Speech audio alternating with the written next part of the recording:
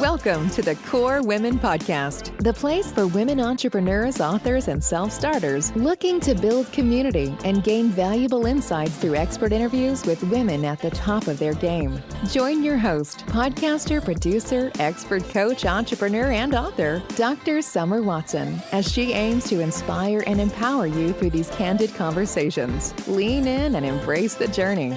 It's time to start the show. Here's your host, Dr. Summer Watson.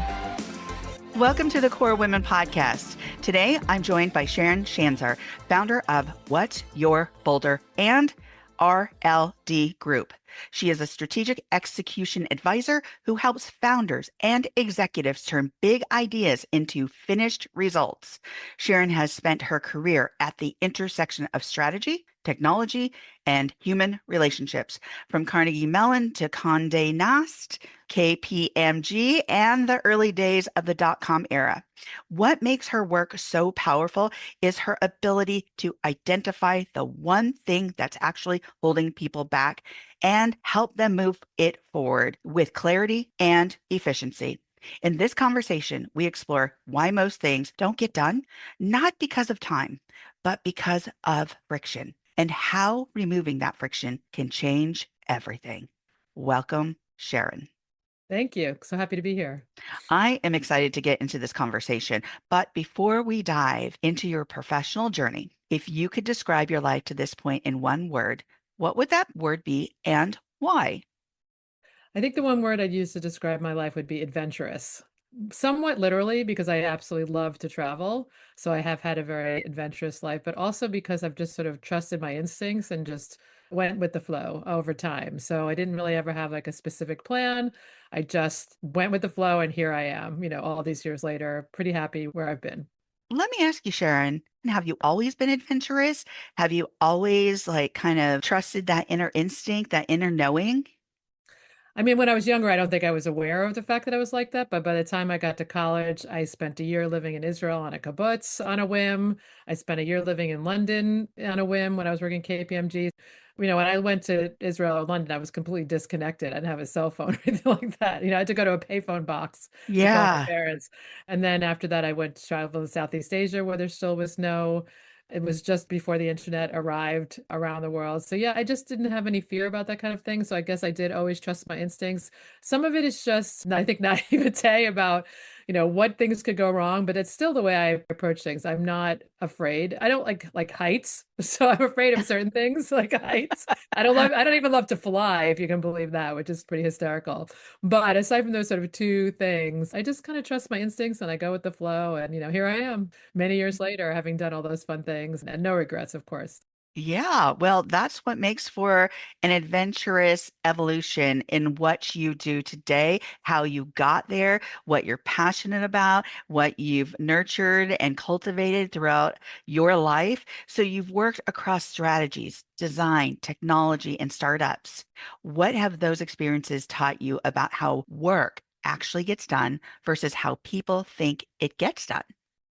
Oh, that's a great question. So a lot of it depends on the environment, of course. So if you're in a highly structured corporate environment, things I think tend to move very slowly because for better or worse, people are siloed. And so, they have their particular role that they're used to, and that's what they do.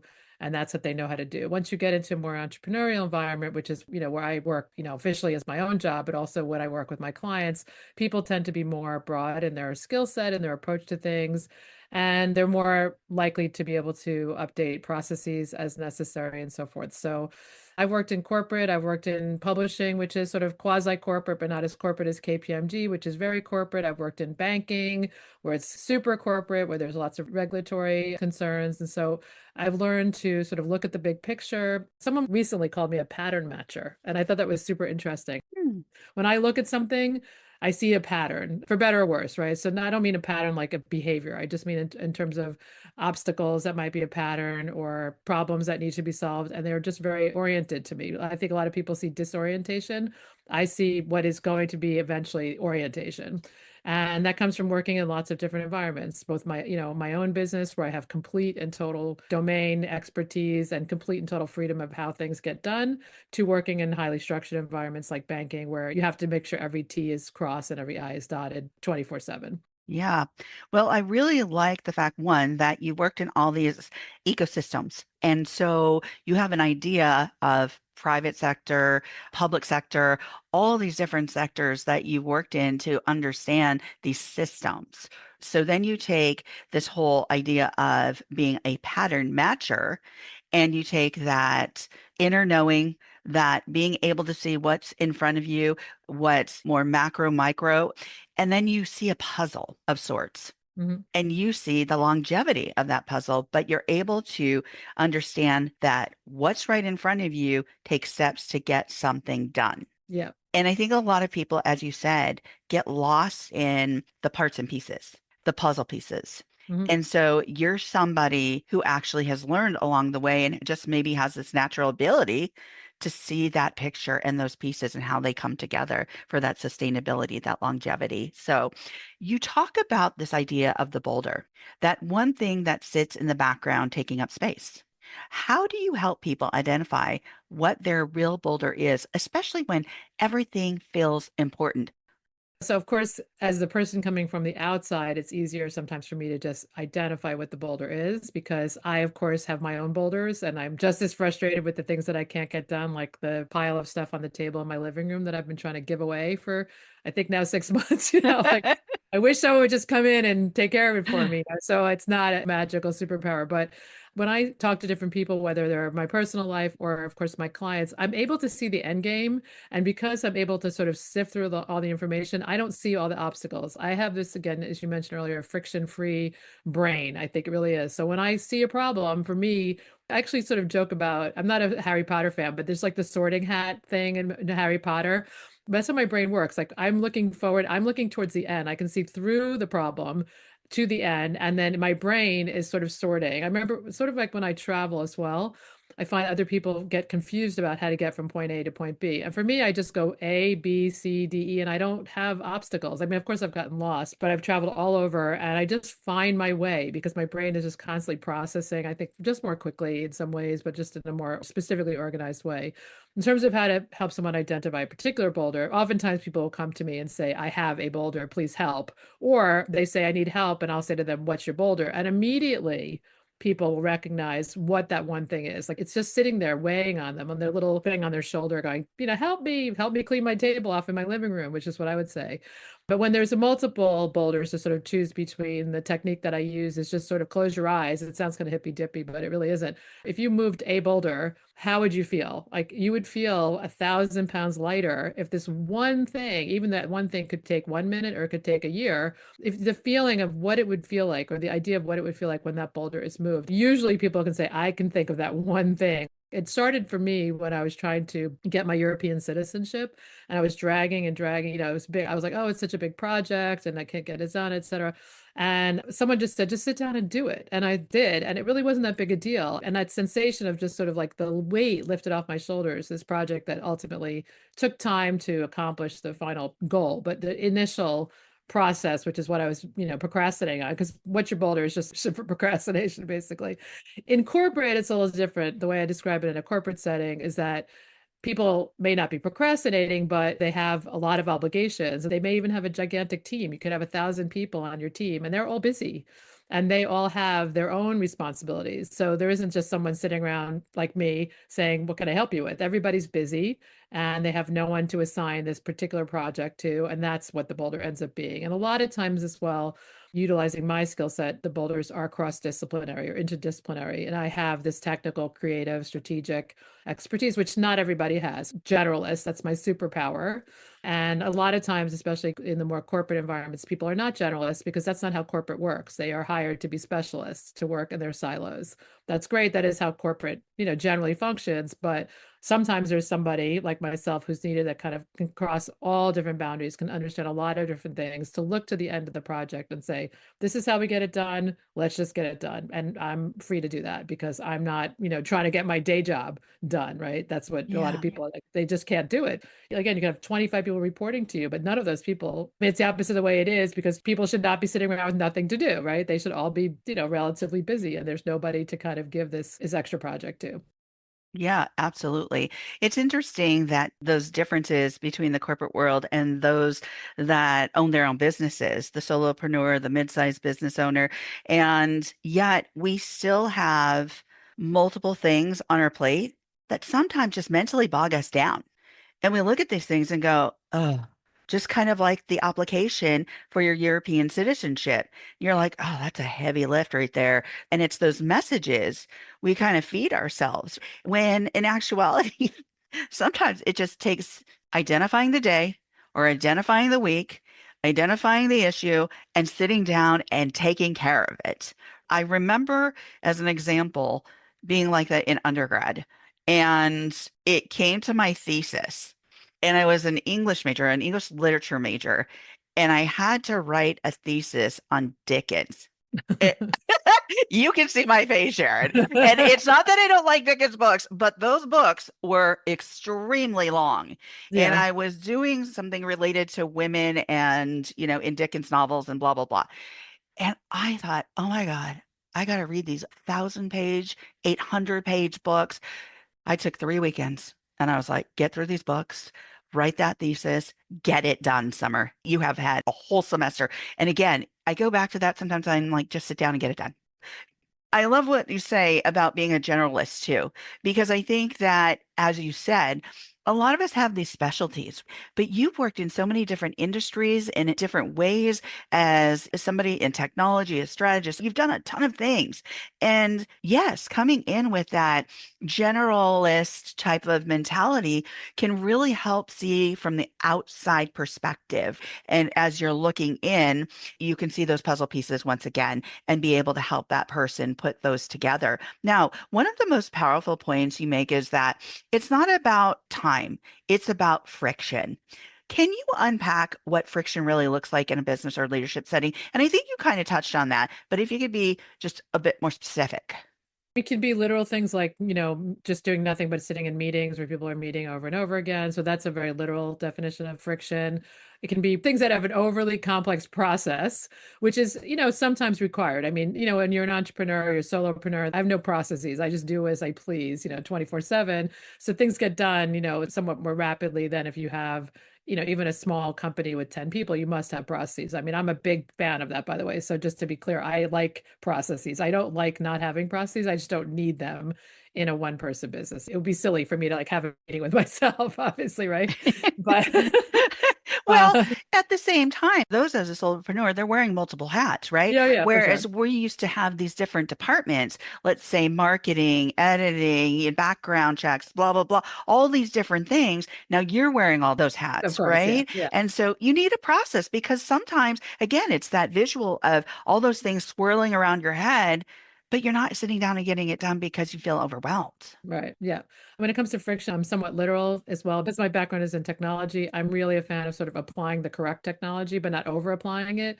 So, for example, people will take the wrong approach. I don't really have an example off the top of my head, but for instance, if you could use a Google Sheet, if your company, not all companies allow the use of Google, do that. No, don't do it in a Word document or a Google document if it's not a document. I mean, if it's a spreadsheet. So those kind of very simplistic things that sometimes people just don't look at the big picture and think, what would be the shortest distance? It's really like a math problem. What is the shortest distance between 2 points?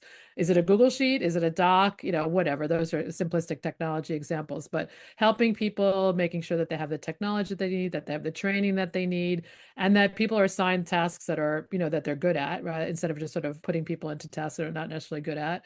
And sometimes it's just a matter of looking at what I call, I mean, it's not a word I made up, but the minimal viable product, sort of marketing speak. Not everything has to be done at the highest level. That is a trap I think we all fall into. I definitely do. And that's also somewhat where my What's Your Boulder concept, which by the way predates, is kind of a funny story. I had the concept for What's Your Boulder before I decided it was the name of my company because I felt very strongly that people have these boulders and how I was going to help them was kind of TBD. And then when I decided to create this separate company, which was an offshoot of my design business, I was like, oh, that's the name of my company. It's What's Your Boulder. I already had it trademarked and everything. It was just I Nice. had an epiphany. I was like, wait, that's it. I was like, what should I call my company? Wait, I should call it What's Your Boulder. Wow. So one of the things that I talk about a lot in my sort of philosophy about What's Your Boulder is keep it simple, stupid, which is a tech term, KISS, or MVP, minimal viable product. And people do really overthink things a lot. Mm-hmm. One of the way the friction-free example came up is that a friend has an iPhone and her son had an Android phone.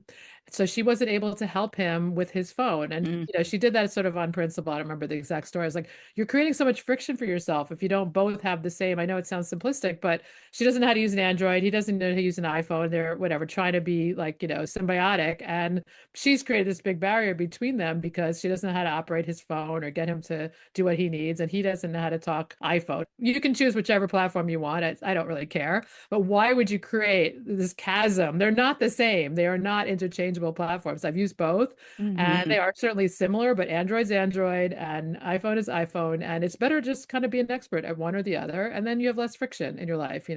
Another example is my mother. She's going to hear this podcast, but I'll throw it out. She likes to go food shopping. She likes to go to the store, which is fine, but we could also order food. It's easier, like to have food delivered. So to me, she creates friction by insisting on going to the supermarket. By the way, it's entirely her prerogative. She wants to do that. But for me, it's easier. Just press the button. The food comes the same delivery I ordered last time, the eggs, the milk, etc. And I've created, time for myself and less friction as far as going to the store. If she wants to go to the store, mom, it's fine.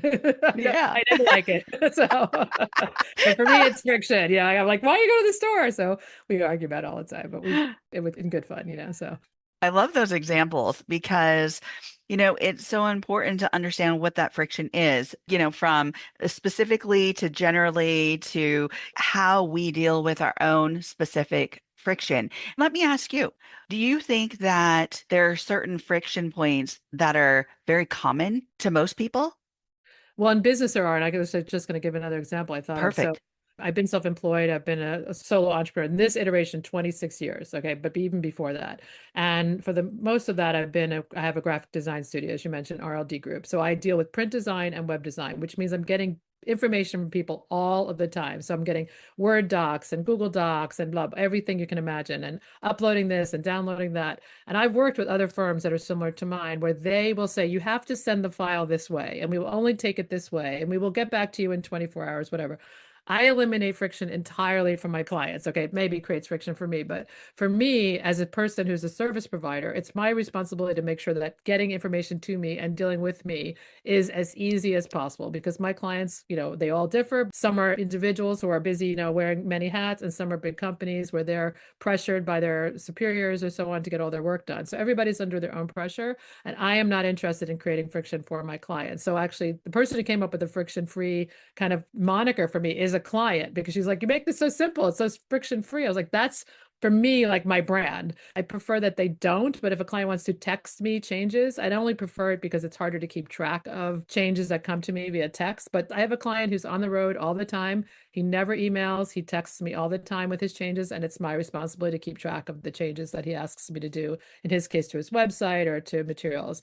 I have other clients that want to send me stuff from, Google Docs or Google Drive or Dropbox or Box or WeTransfer, whatever it is.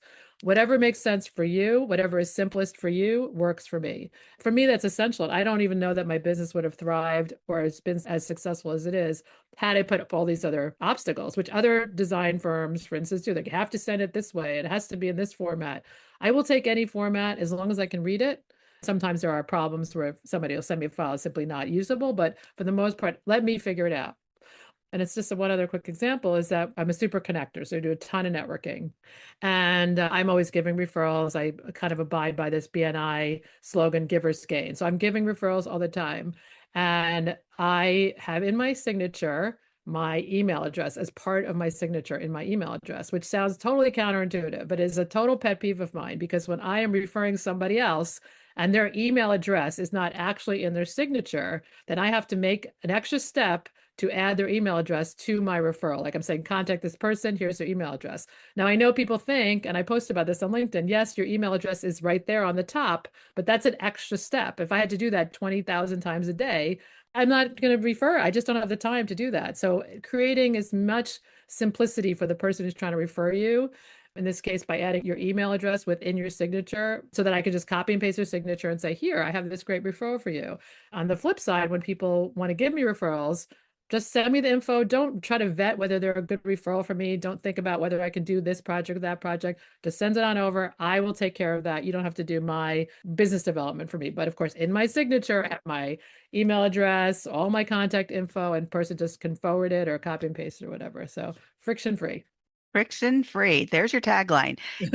I absolutely love it. Friction free. And I also appreciate that when you do work with a client, somewhat of your onboarding is let's figure out how you want to communicate. And that is so critical because 95% of the work is that communication, right? It's easy to get a doc. It's easy to like manipulate those documents or that website or that web page. Not easy, but you know what I'm talking about. But the communication can be so convoluted if there isn't a system in place with that client.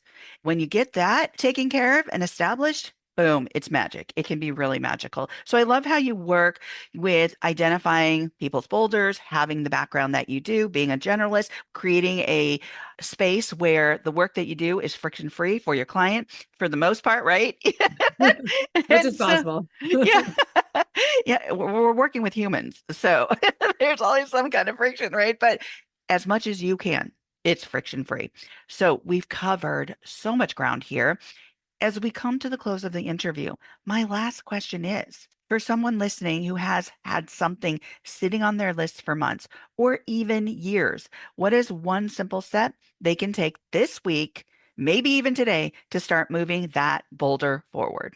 Well, can I answer two parts? Absolutely. That's okay. Part A is to figure out which of the 20,000 things you have, back of your head is the actual primary boulder. So I do that by coming up with a list of the 5 things that sort of pop into your head.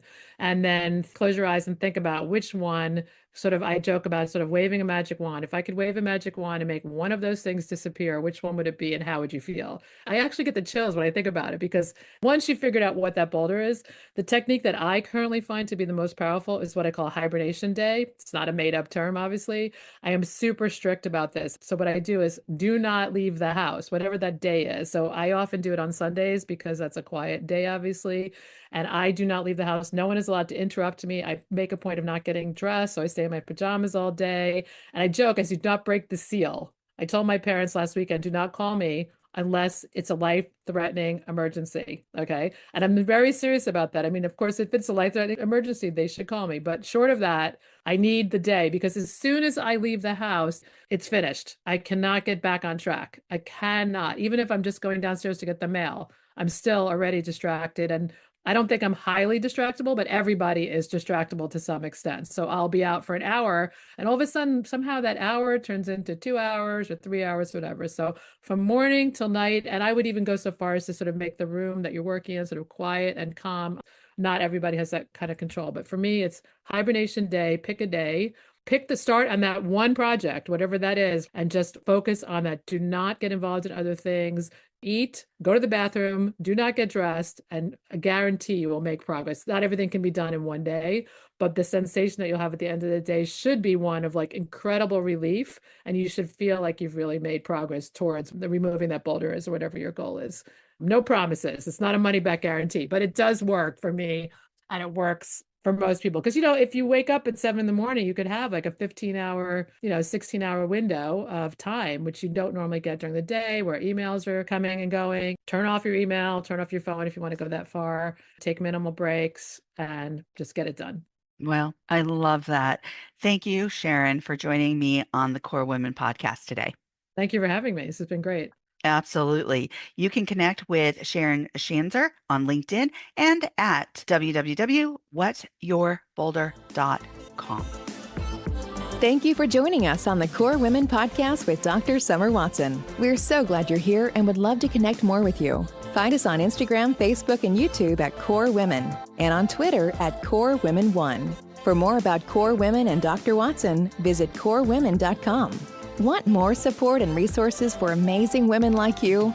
Great! Join Dr. Watson and Jen Fontanilla at the Life, Love, and Money Collective, a Core Women production that aids in understanding the key traits that might be getting in the way of living a life that you are absolutely passionate about. Connect with Summer and Jen and find out more at thelifeloveandmoney.com.